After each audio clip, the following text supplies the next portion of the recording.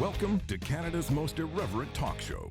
This is the Andrew Lawton Show, brought to you by True North.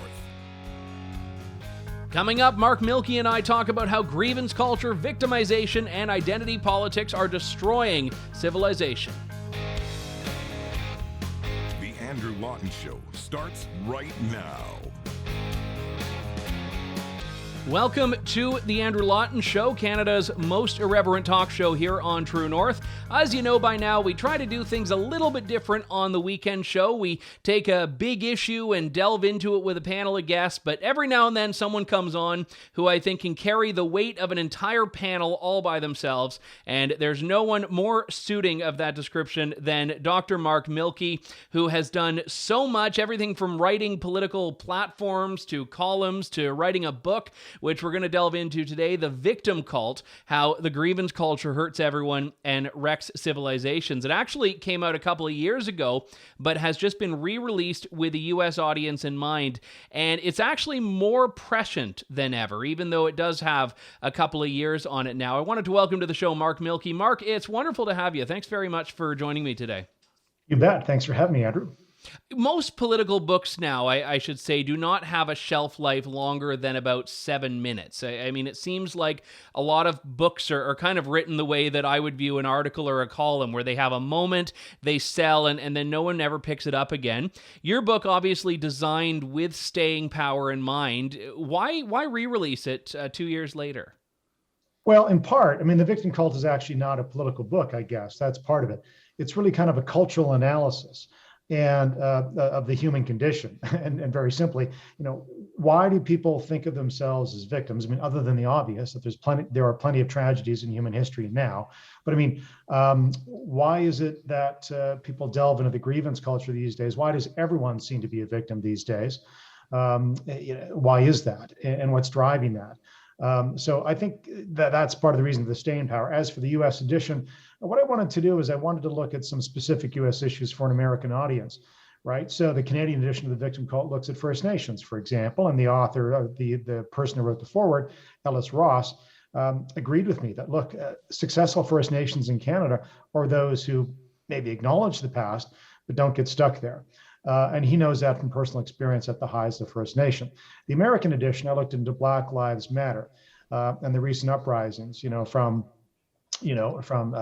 some affiliated with BLM and others, ever since, verdicts, a number of verdicts in the last couple of years have torqued up this issue again. And this notion that there's an institutional racism that exists in English-speaking countries, whether it's Canada or the United States. So I wanted to give the American audience a chance also to look at this notion of real victimhood and fake victimhood, and in essence, why it almost doesn't matter whether someone is accurate about past victimization or now, why one had better be careful, because if you get stuck there, one can guarantee you and the rest of your society won't flourish. Even in my lifetime, and I am not a particularly old person, the meaning of the word victim, or I guess the moral weight of it, has changed considerably. Growing up, a victim was not something you wanted to be. We had a lot of rhetoric around why you should prioritize being a survivor over being a victim, just as one example of the linguistic approach to this. Now, it seems in a lot of climates, certainly on university and college campuses, but I'd argue in a much broader sphere as well, being a victim is one of the best things you can be. It makes you woke. It puts you into the in crowd. And I'm wondering if there, in your view, was a marked point at which that shift happened, or if it's been quite a long trajectory leading there. Well, maybe it's the influence of the me culture over the last 50 years. I don't know if there's an exact point in history. In fact, I think this is kind of a human, fault to dwell on something, but I think it's also, with a lack of understanding or lack of historical awareness, maybe it's perfect for our social media culture, where really people think in 120 item tweets or something. I think part of it is just that. Let me go back to the beginning. Let me put it that way. I tell the story of the narrative, the creation myth of Adam and Eve. Right. And most of your, viewers might well know that. So God says to Adam and Eve, don't eat from the fruit in the garden of good and evil, from the fruit of the tree. Well, somebody picks an apple or whatever it is.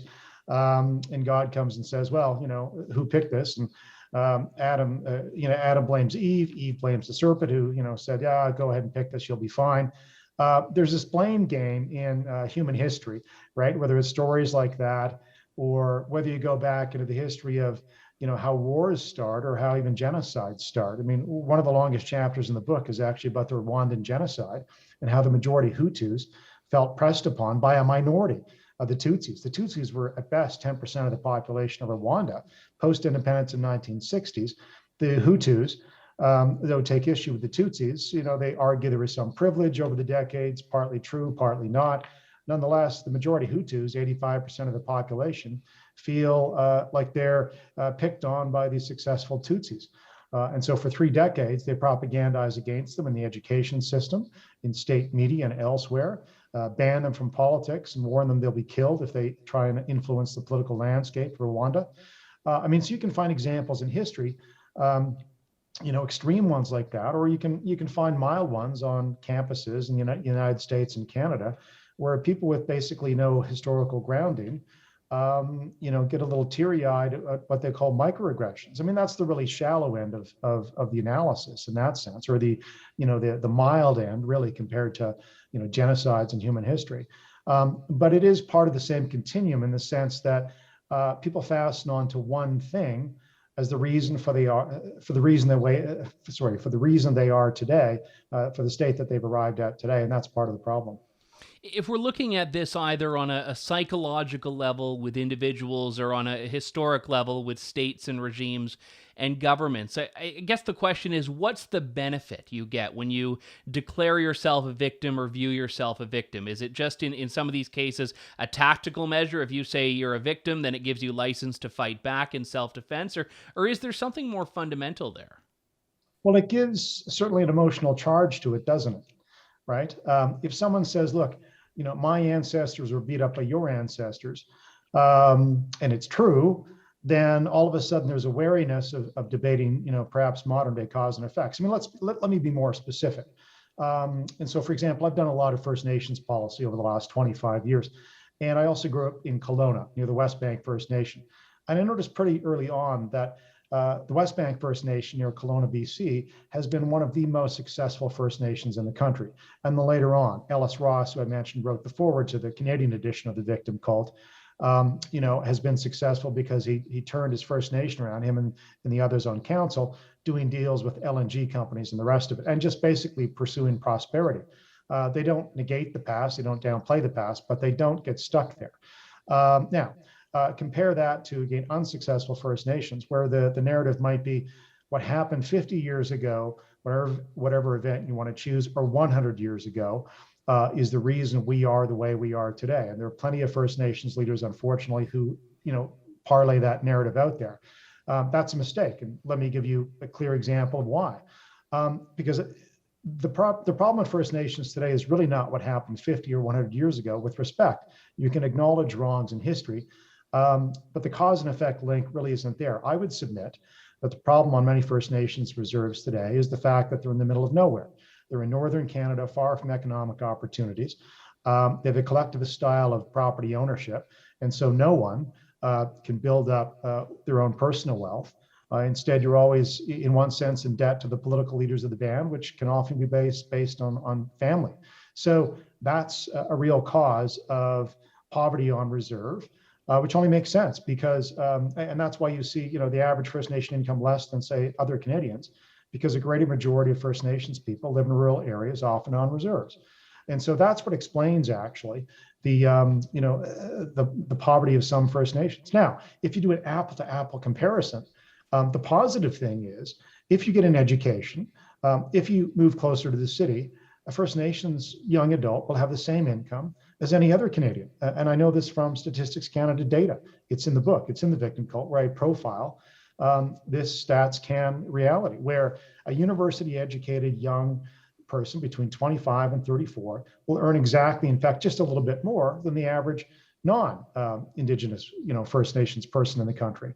If they've got a university degree, work full-time, full year. So you do an apples to apple comparison, and you find that this notion that First Nations are are laggards income-wise simply isn't true when you do an actual apple-to-apple comparison. That's actually positive because it shows the effect of education choices and also location on one's income. It means no one has to be stuck in a subpar environment. But unfortunately, there are some First Nations leaders who actually think the solution to everything is to try and bring the mountain to Muhammad, then take Muhammad to closer to the city. One interesting point that I would take from that is that it does work both ways as well. You also have a paternalism factor there in I think, a lot of victim dynamics, and I'd say the First Nations are no exception, where you've got some people that want to be seen as the saviors and the protectors, and they kind of keep the status quo when it isn't working. Well, they do, and in fact, they reinforce it. And again, this is a popular but dangerous narrative today, this notion of cultural purity, and you hear this a lot. That if only we can get back to kind of a pure indigenous culture. And I get it, with respect, what it is, it's a psychological response. It's a reflex to having been abused in the past, that, you want to find your true identity, right? Especially when others in the past have made, living out that identity somewhat difficult, to put it mildly. But again, I would say, look, First Nations Canadians received the vote in 1960. It was horribly wrong that it was ever taken away from them. But it has been 60 years. And so I think you need to look elsewhere for some of the problems on First Nations today. But the danger is when people say, if we sort of retreat to a pure culture, Indigenous Canadians have done this. You see some Black Americans, not the majority, also think this, but some leaders who I would think are irresponsible in this. Here's the problem with that argument. Culture won't save you. And in fact, what we know in human history is that it's the adoption, whether you beg, borrow, or steal from other cultures, that makes your own culture successful. So Europeans are a great example. They stole Arab numbers from, the Arab world, over 800 years ago now. Had we been all stuck with Roman numerals, I can guarantee you that modern mathematics and insurance calculations and actuarial calculations could never have arrived. We had to use Arab numerals, not Roman numerals. And so cultural appropriation, as you call it, or I would call it cultural sharing, is actually a positive thing. But we have many people these days that think, no, the solution is to kind of retreat into a silo. I mean, in addition to being practically incorrect, it's actually really a rebuttal or a rejection of the vision of Martin Luther King Jr. that we should all be judged on the character of our skin. And not something else. I mean, I would say it's the same with policy and ideas. Does the idea work? It doesn't matter whether it came from the English or the Europeans or an Indigenous Canadian. Is the idea working in reality? If it is, adopt it. If it doesn't, reject it. Cultural appropriation is a fascinating one because it's one of so many ways, and I'd say it's probably one of the more significant ones, in which the liberal progressive lens of 2021 is applied very anachronistically to an entirely different era. And for starters, the problem with cultural appropriation, or one of the problems with it, is that the pre-Westphalian nation state was a lot different than the nation states of the last, 400 and some odd years. So the fact is, borders were a lot more malleable. We didn't have these neat little divisions, and everything from food to music to people to languages, we're all crossing these regions. I mean, you head to Europe, North Africa, the Middle East, and you see all of these examples. I'd say food is probably one of the more notable, where all of these different cultures have, as you've said, taken from each other. They've built something new. I don't know why that has ever become a bad thing. I know it sounds so trite to say such a cliche, but imitation truly is the sincerest form of flattery. And when you start taking something that you've seen elsewhere and saying, yeah, we should do that, that shouldn't be something that we shy away from as a culture. No, we shouldn't actually. And again, in history, the most successful cultures have been those that have, as I mentioned a moment ago, begged, borrowed, or stolen ideas and what works from elsewhere. Let me give you an example of the danger, though, this notion of cultural purity. Another, lengthy chapter in the victim cult is about the experience of Germany. Most people are familiar with the Nazis and Adolf Hitler and the notion of racial purity, especially after 1933 when Adolf Hitler gained power and the Nazis gained power and where that went. What most people may not realize is that Germany, though, and Germans in particular, most of them, or a good chunk of them, were stuck in this notion of cultural purity long before Adolf Hitler came along and long before the notion of racial purity came along. And this was a psychological response to being occupied by the French. In the late 1700s and early 1800s, German lands were occupied by France. And as often happens in occupation and in wars, there were some pretty awful things that the French did to the Germans. Now, you finally throw off the French in the early 1800s as a German, and what do? You look around and you think, we never want to be conquered again. How do we make ourselves strong? And so again, it's a psychological reflex where you think, how can we become pure German again? And they look back in history and they romanticize it. And literally, to use a kind of a modern, cliche, they wanted to make Germany great again by looking back to the time of, past emperors that were more successful than in recent decades. So they do this and they focus on this notion of pure culture. And you see philosophers like Hegel and others who get into this, write about this in the late 18th century, early 19th century. And they begin to romanticize, this mythic German Nordic culture going back 600 years. Now, the danger in this is that it excludes almost everyone who's not German, who's not Protestant. So they exclude Jews, they exclude Catholics if they live in northern Germany. They exclude the British. They don't like the English, and they don't like liberalism, by the way. They don't like capitalism. They're very collectivist. And so this goes on, for probably 60 years before the notion of race purity comes up. So the Germans are enthralled by this notion of cultural purity and then race purity. And of course, so they're paranoid and actually antagonistic towards ideas from outside the country. And we see where that went, starting in 1933 in the most destructive way. One note, and I know it's getting a little bit outside the book here, but I'd say that clinging to purity doesn't do anyone any favors. You look at Japan as a notable example of this, still to this day trying to cling to this idea of being a pure ethno-state, and as a result, they have a population in decline. Well, that's an example, and perhaps another Japanese example is what happened between the early 1600s and about the mid-19th century, when Commodore Perry forcibly opened up Japan to trade. Right? Japan was pretty culturally pure, pretty independent for 2.5 centuries, but relatively weak vis-a-vis the rest of the world and vis-a-vis a rising power like the Americans, because they weren't learning the latest in technology or expanding their economy in a way that would allow them to be stronger economically vis-a-vis the United States or anyone else. So it's another example of where this notion of cultural purity or isolationism, really kind of cultural isolationism, can come back to haunt you. So to bring it back into the contemporary context, when you have people that believe that a restaurant serving an ethnic dish from another country is something that borders on a hate crime, or people that believe you can't wear the cultural dress of another country that you might have picked up on vacation. I mean, I know these are very silly examples, but they are part of a more serious trend, which is a refusal to understand these very trends in history that you've just pointed out.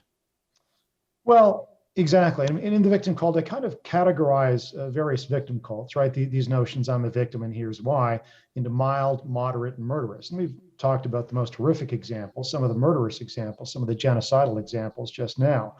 But it does appear on, again, the mild, spectrum, if I can put it that way, the mild side of the spectrum. And so you do have Yale University students in 2015 who, after, a professor talks or sends an email around, basically saying, look, you're adults at Halloween. Don't worry about the costumes you wear. This after Yale administration sends out an email warning the opposite. This Yale professor ends up in hot water with students on campus who become offended by the notion that others might wear a costume from another culture. This morphs into like 1/5 of the student body at Yale marching at the president's home at midnight. Talk about pitchforks, virtual pitchforks. This becomes ridiculous. And what it does is it actually shows how out of touch maybe too many Americans and Canadians are these days with actual victimization. Nothing in the victim cult, nowhere in the victim cult do I downplay actual victimization or the tragic effects of that. But if you think you're victimized because someone else has worn maybe your, historical ethnic costume, in a not completely, accurate way, or just because they shouldn't do it because they're not your ethnicity. If that's victimization, I think we've reached the height of unseriousness. Another example I give in the book, because it's easy to pick on sort of the woke left and university students these days. I also critique Donald Trump. I mean, Donald Trump made it to the heights of fortune, or at least self-proclaimed fortune, and then fame, and then the White House, by always putting his visage out there, putting his name on skyscrapers. And yet when he ran for politics, he claimed to be a victim of everyone, from, even sympathetic talk show hosts at Fox News, to judges that happen to do what they should do, which is, rule on a court case in front of them that happened to involve, some of his businesses. But he kept complaining to be a victim in 2015 and 2016 and again in 2020. And the problem with this is, just as Americans and everyone else needed a role model to say, look, I'm tougher than this, Donald Trump played the victim card. I mean, it was actually a perfect encapsulation of how ridiculous this has become, that a self-proclaimed billionaire from Manhattan who made it to the White House thinks himself a victim. I mean, look, no president gets fair treatment from the media. Conservative presidents, if that's what you call them, and I think he was more a populist than a conservative, but most presidents don't get fair treatment from the media, including Ronald Reagan, including Richard Nixon. But very few presidents that I'm aware of ever complained. Even Richard Nixon, who famously said, you won't have me to kick around anymore after he lost a governor's race in California in 1962, then said to the assembled reporters, but I'm not going to cancel my newspaper subscription. So the only other president I'm aware of in American history that claimed to be a victim never even took it nearly as far as Donald Trump did when he was president. But Trump was, again, perhaps the high point of this notion of I'm a victim. A billionaire from Manhattan, really. That's a very interesting take on that, because again, you could argue that there were genuinely issues that I think he had grievances about, but it is about how you decide to respond to those. And I wonder if, either in the Trump case or in other cases, a big part of this phenomenon is people wanting to find a way to abdicate responsibility in a way, to either set up in advance or even declare after the fact that, whatever you didn't do or did incorrectly or failed at doing was actually someone else's fault. And I think we see this a lot in certain countries. It's, I can't do this because we have to deal with this. And individuals, you see it on a one-to-one, person-to-person basis. I would go and, do X, but I can't because Y. And I know that seems like such a simple observation, and I don't know if it's self-preservation or something else, but there does seem to be this sense of declaring victimhood as a way to really just rationalize failure in some ways. To rationalize failure, and also to rationalize, you're right, a flight from responsibility. In one of the first chapters in the victim cult, I actually look at the mindset of terrorists, believe it or not. And they often think of themselves as victims, or that they're fighting for victims. Even though they're creating new ones in their terrorist acts. So, and it doesn't matter if you're like a Norwegian terrorist, who happens to have white skin color, who's complaining about Muslims, Breivik in about a decade ago, or if you're on a U.S. Army base in Fort Worth, Texas, and you shoot, I think it was 10 people, and you're a Muslim American claiming to be a victim there. In both cases, they both claim to be standing up for their particular tribe, right? And in this case, a religious or ethnic tribe. And of course, it's utterly destructive and murderous. But even terrorists think of themselves as victims and fighting for victims. And that's in fact how they justify their terror. And of course, all it does, though, is it continues. The cycle of violence is a cliche, but it continues a new rampage of blood. And again, we're back to the murderous type of victim cults. But it's a dangerous grievance to hold on to, as opposed to looking around you and going, okay, again, what does success look like? What does flourishing look like? I mean, one of the things I try and point out in the victim cult is, I'm not saying if you've actually been abused or your tribe has been, that you simply have to take it. No, it's not just it's not just a pick yourself up by your bootstraps and stop complaining message you're sending. No, because what I do in the last two chapters of the victim cult, I looked at East Asian Americans and Canadians. So between 1850 and 1950, if you were Japanese or Chinese origin and you came to Canada, or you were born here, but your grandparents or great grandparents came here,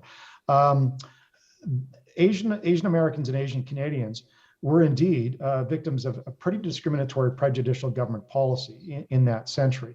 And it starts pretty quickly after the first arrivals in 1850, Chinese Americans, Japanese Canadians, and so forth, a little later on. But what I found was, when I did the research for the victim cult, was that in both cases, and those are two ethnicities to focus on because there's some great historical data and narratives that you can draw from, is that, for example, Chinese merchants in San Francisco and New York and in Chicago fight back in the legal system when local discriminatory city councils try and basically run them out of business with discriminatory bylaws that really were applied only to them. You've got a labor leader in the United States. Labor unions were very racist against Japanese and Chinese Americans for 100 years. Late 19th century, you've got a Japanese American who says, look, I'd like Japanese to be able to join your union. He founds his own union to fight for labor rights at the time, but is rejected by the main American Federation of Labor, who see themselves only as a white organization. And sometimes Japanese and Chinese Americans and Canadians succeeded, sometimes they didn't, but they fought back in the courts, in politics where they could. But the interesting thing was they never stopped striving and actually trying to integrate, which is different from what you hear from today's self-proclaimed victims. And sometimes they are, sometimes they're not. Japanese and Chinese Americans, to use that example, there's some great data from 1920, 1930, and 1910. At that point in American history, the students, the children of Japanese and Chinese Americans in 1910 are graduating from high school and college at rates slightly below white Americans. By 1920 and 1930, the children in those years are graduating at rates from American colleges much higher than white Americans. Now, what does that tell you? This is the most discriminatory period in American history. But still, the parents said to their kids, and it's a cultural thing as well, you will get an education and you will succeed. And in fact, they do. And this actually sets the groundwork for what is almost a cliche now, right? We know that Asian Americans and Asian Canadians on average earn a lot more than other citizens. And it has a lot to do with education levels. But this started 100 years ago in the depths of the most discriminatory period in both Canada and the United States against those of Asian origin. So this touches on something that I'm curious to get your thoughts on, because it seems like we've uncoupled individual experiences from what are supposed to be societal experiences or structural experiences. And a lot of the talk about systemic racism, for example, would inherently dictate that a multimillionaire black person with a PhD and a master's and a law degree is somehow facing more of an uphill battle than a lower class, poor white person from, a rural part of the country. And I know that's an extreme example, but in a lot of ways, that seems to be what the focus on systemic racism seems to do. It says, well, even if someone doesn't face individual racism, the system is stacked against them. And in a lot of ways, this seems to be setting up that argument we were talking about a few moments ago of people have no opportunity to succeed because of these structures and because of these systems. And I'm curious how you break through that, because it does seem like a lot of individuals are being taken out of the equation here and tried to really be wedged into a bigger narrative that may not even apply to them. And in fact, in many cases, likely doesn't. Well, you're onto something. So what I did in the new U.S. edition of the Victim Cult is I looked at this notion of racism and how it's been redefined, right? By Ibram Kendi, for example. The old definition of racism, to be clear, was about you as an individual being discriminated against based on your skin color or maybe your gender or your ethnicity, right? But people these days are really sloppy about their definitions. I mean, individual prejudice exists, right? You can't really get rid of that from the human heart. I mean, you can walk, you can go online, or you may encounter a bigot today. That's hard to change by law, though I think even attitudes have improved. It's clear that attitudes have improved in the last 70 years if you look at polling and the rest of it. But individual prejudice is very different from systemic racism. And one has to be clear what systemic racism is.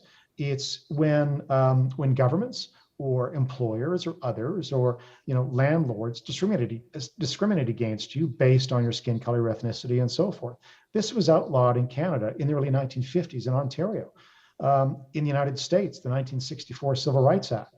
The problem today is racism has been redefined to say if there's a disparity between, say, the average income of Black Americans and other Americans, then that must be due to racism. But as I point out in The Victim Cult, as Thomas Sowell, a famous Black American economist who grew up in the South and then in Harlem, points out, this is nonsensical. Groups differ all the time. There are other things that make up your averages, right? Average educational levels. I mean, if you look at, for example, Mexican Americans, 13% have a university degree. It's 23% for Black Americans. About a third of white Americans have a university degree.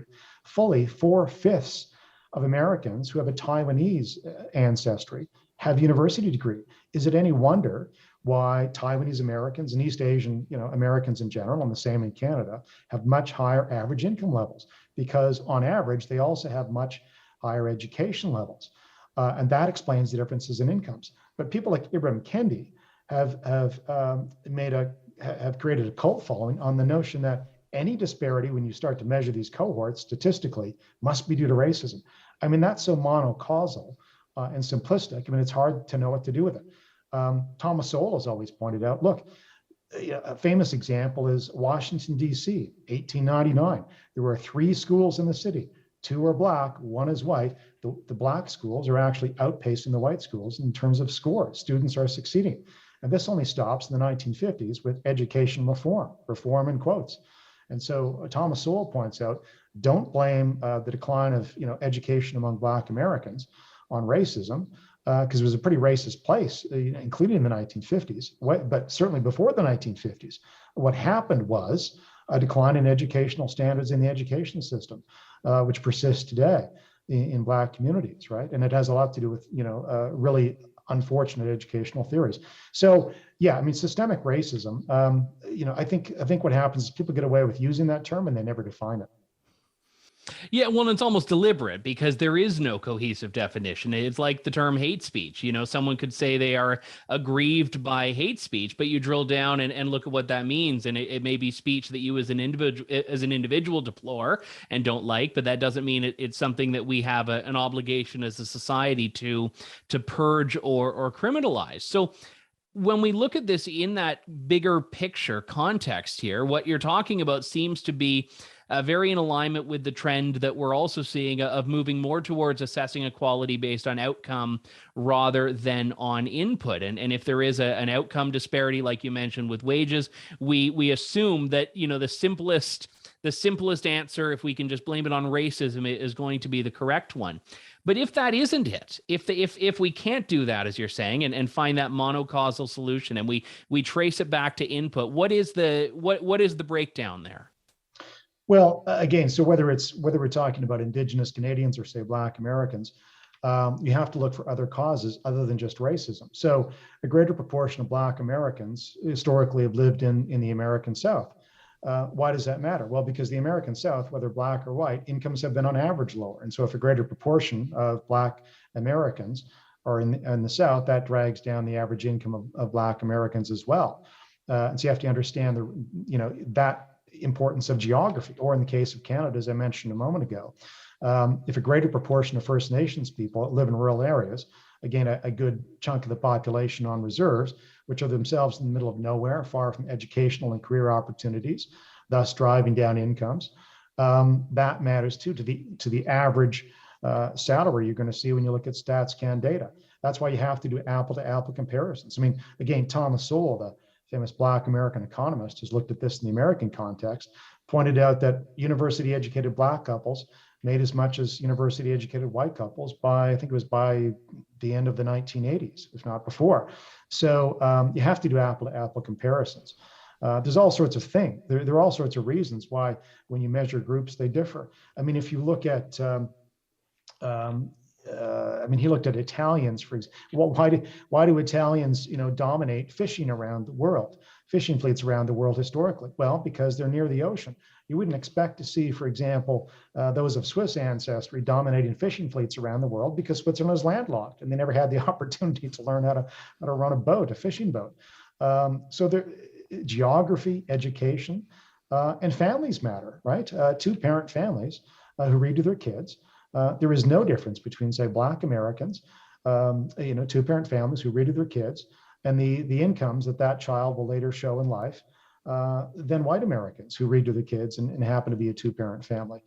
So family structure matters as well. But the monocausal advocates like Ibram Kendi, who say everything is due to racism, I mean, it's really a simplistic analysis, and it's actually anti-reality. And in fact, most Black Americans don't believe this. When Barack Obama was president, one poll showed that 60% of Black Americans thought something else other than racism explained the differences between the averages in Black incomes and white incomes. I want to go to your subtitle here, How the Grievance Culture Hurts Everyone and Wrecks Civilizations. And I almost don't want to ask this, but I feel I have to. Can civilization be saved? Oh, certainly, but we have to make sure we learn the right historical lessons. So again, let's not pretend that a pure culture will save anyone. Germans were under pure culture. Rwandan Hutus were under pure culture. And in both cases, that led to genocide. And the subtitle about in the victim cult about wrecking civilizations actually comes from the example of both Rwanda and Germany. But Germany is perhaps maybe the most instructive example, because the cover of the victim cult has a picture of St. Paul's Cathedral during World War II and the after effects of bombing. You see smoke rising from the cathedral and around it. And that was my nod to Germans who had already basically destroyed their own civilization. The land of Bach and Beethoven is now known for Dachau. And German Nazis were busily trying to destroy English civilization. I mean, look, my last name, Milke, happens to be German. My ancestors came over in the 1870s and then in the 1920s on the other side. So they weren't recent arrivals. But I have no sympathy for German governance or philosophy from 1800 onward. I favor English civilization, the rule of law, looking at the individual as an individual. And the problem is, if you're sunk in a victim narrative where you're blaming stuff on 50 years ago or 100 years ago, or Bill Clinton blamed part of the reason for 9/11 on the Crusades, if you're actually trying to make those, faulty cause and effect links, the further you go back in history, the weaker the link becomes. Then I think you're missing modern day causes: education, family makeup, geography. Do you have property rights on reserve, which allows you to create wealth? What's the culture of some, Black American communities? Is it kind of pro, free enterprise, or is it something else? I mean, if you don't account for those sorts of things in history and simply say, and look around and think someone else is to blame for your situation, or there's something structural in a liberal democracy anyway. We're not talking about Stalin, Siberia. If you live in a liberal democracy and actually think the structure is holding you down, that's actually pretty debilitating. It makes you think you can't actually change your situation. Well, the positive part of the victim cult is actually you can. You do have some choices in a liberal democracy. You can move to another city. You can get educated. You can try and stay together with your spouse as long as they're not crazy or abusive. Maybe you can make a success story out of life that way, and you and your kids. It's kind of been a running joke on this show in the last few weeks when we've done these big picture discussions that by the end of it, everyone just feels everything's hopeless and there's no point, and we're all just so depressed. So you get the grand prize for actually coming with some prescriptions and some optimism, which I think is very much in something we're in need of. The book is The Victim Cult: How the Grievance Culture Hurts Everyone and Wrecks Civilizations. A new U.S. edition was just released, but you can certainly check out the Canadian edition as well. Or why not support a Canadian author and pick up both? That's all at victimcult.com. Dr. Mark Milke joins me. Mark, it's good to talk to you. Thanks so much, and congrats on all of the success with this book. It's, I think, a very important read. Thank you, Andrew. Anytime.